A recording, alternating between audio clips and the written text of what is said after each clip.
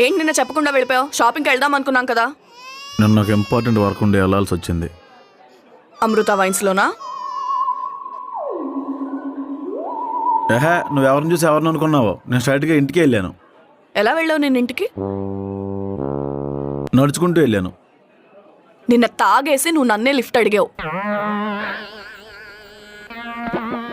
తాగిన తర్వాత ఒంటి మీద తెలివి లేకుండా ఎక్కడికి వెళ్తున్నావో ఎవరితో వెళ్తున్నావో కూడా తెలియట్లేదు నీకు. ఆ గడ్డం, ఆ జుట్టు, ఆ వాలకం పిచ్చోళ్ళ ఉన్నావు.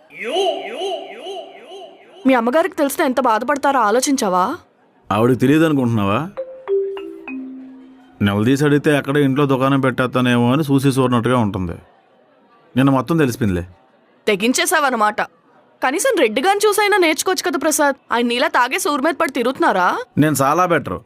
ఆయన రాత్రి పీకల దాకా తాగేసి లిఫ్ట్ అడిగి లారీ ఎక్కేశాడు.